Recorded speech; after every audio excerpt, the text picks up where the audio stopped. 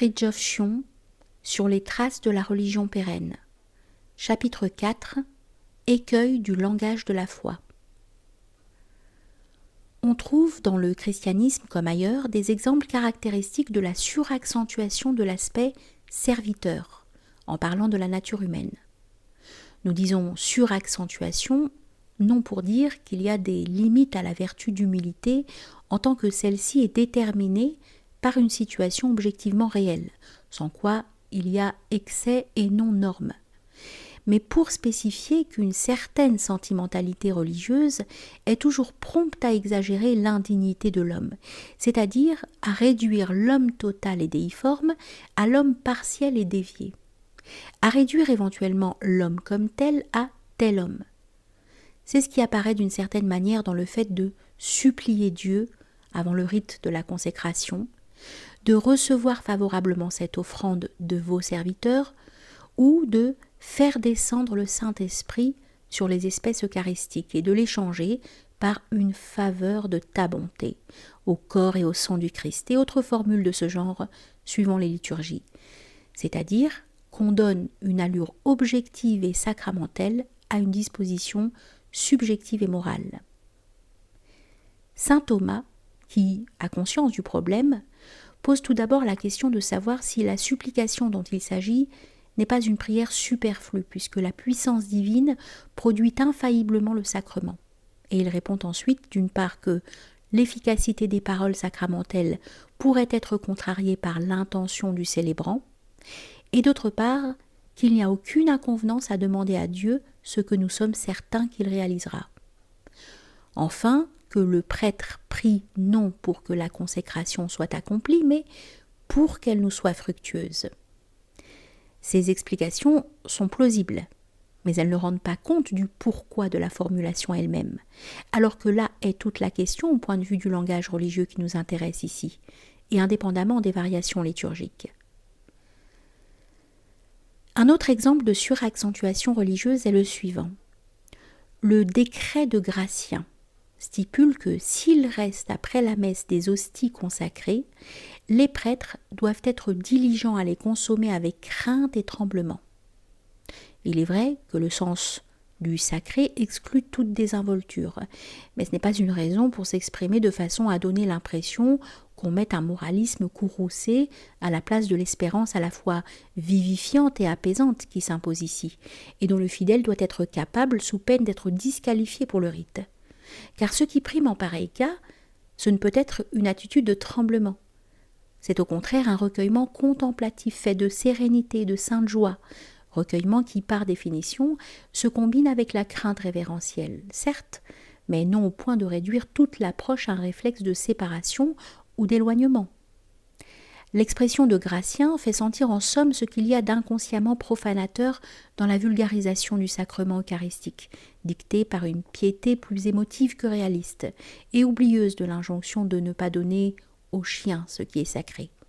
Oublieuse du principe que la charité bien comprise est fonction de la vérité, donc de la nature des choses. En pensant dans ce contexte au calice doré de la messe, nous nous souvenons d'une expression qui témoigne elle aussi de l'ostracisme occasionnel de la sentimentalité religieuse.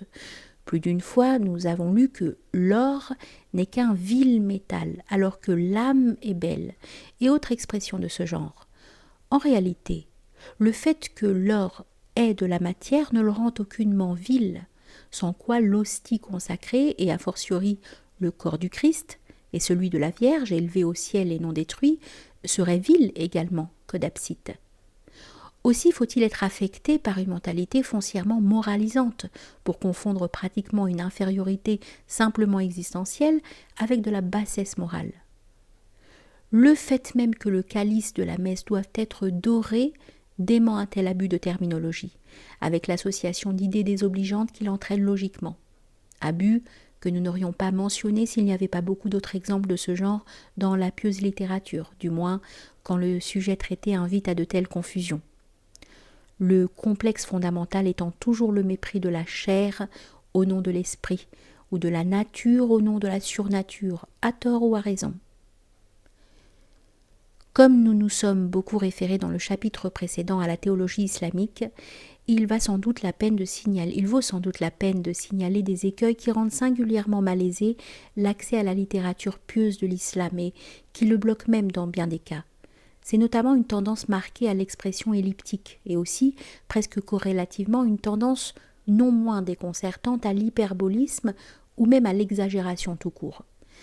Ce n'est pas à dire, nous l'avons vu, que le christianisme soit à l'abri de ce genre d'écueil, mais son langage est en moyenne plus arien que celui de la piété musulmane, donc plus direct et plus ouvert, moins symboliste aussi et moins fleuri, si bien qu'il court moins de risques sous le rapport dont il s'agit.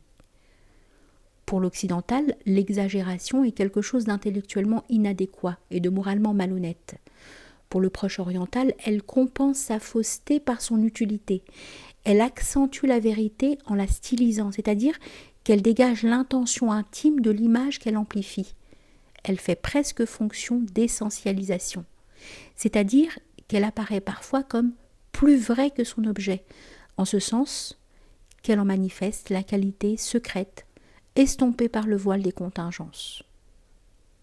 Le caractère quantitatif, non qualitatif, de l'exagération n'enlève à celle-ci rien de sa force percutante aux yeux de ceux qui l'acceptent et la pratiquent, ce qui n'est pas sans rapport, croyons-nous, avec le prestige de l'idée de puissance, donc aussi avec l'argument d'omnipotence.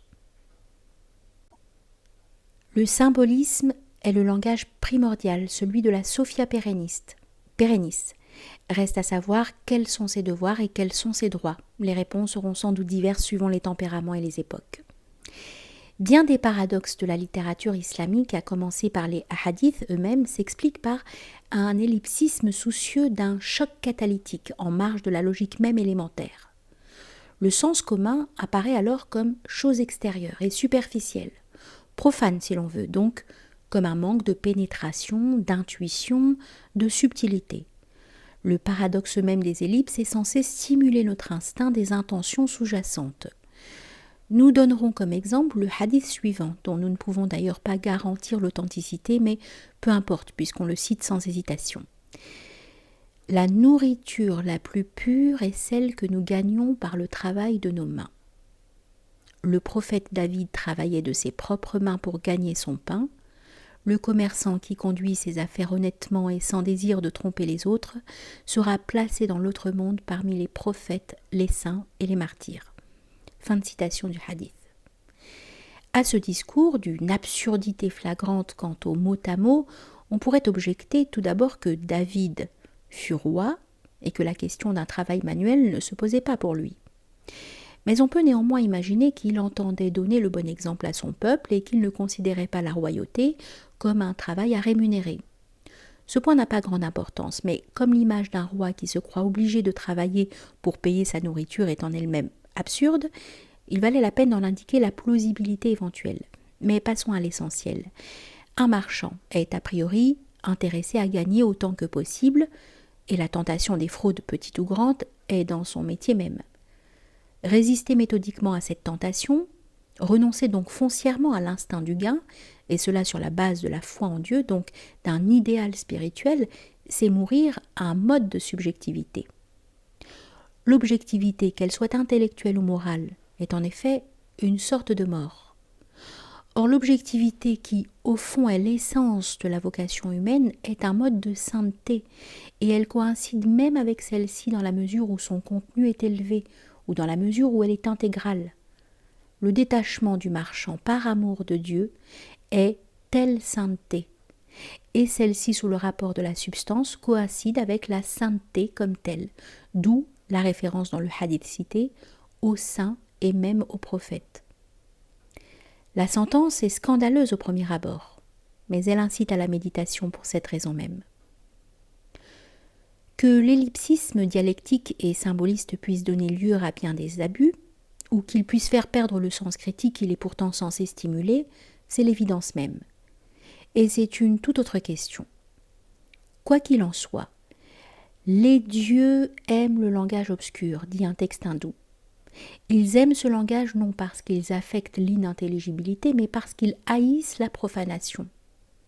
Enlevez des âmes le vice de profanité, et les dieux enlèveront de leur langage le voile d'obscurité.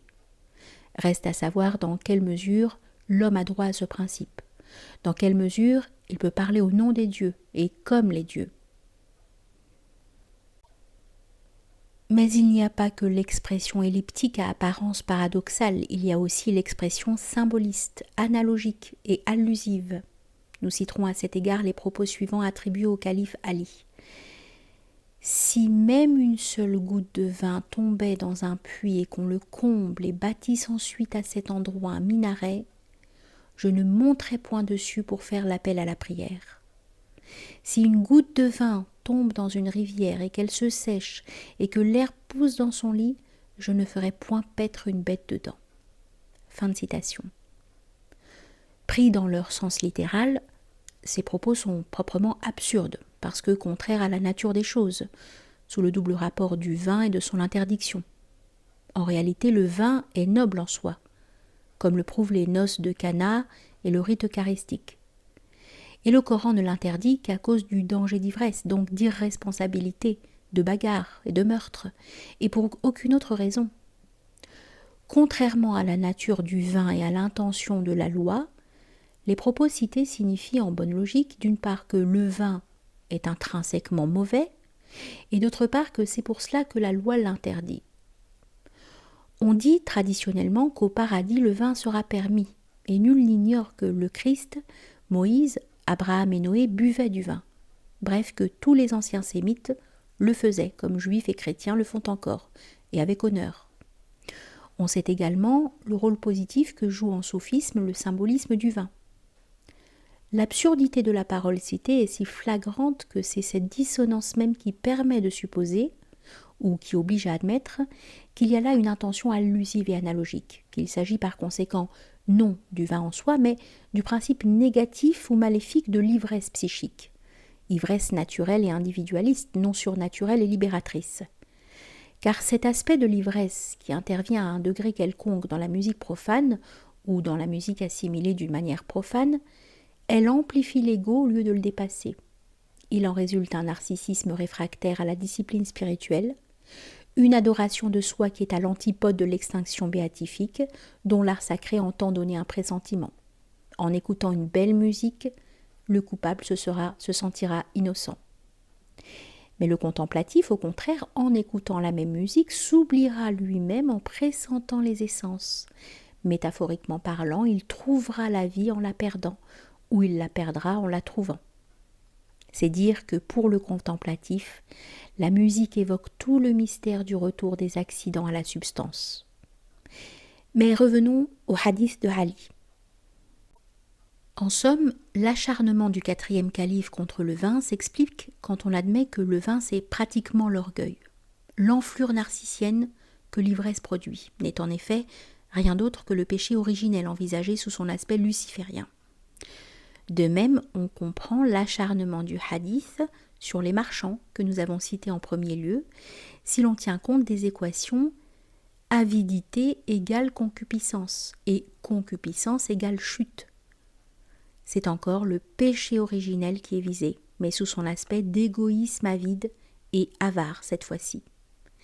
La victoire sur l'argent et le vin devient la victoire sur le vieil Adam. La victoire tout court, celle que personnifient les saints et les prophètes.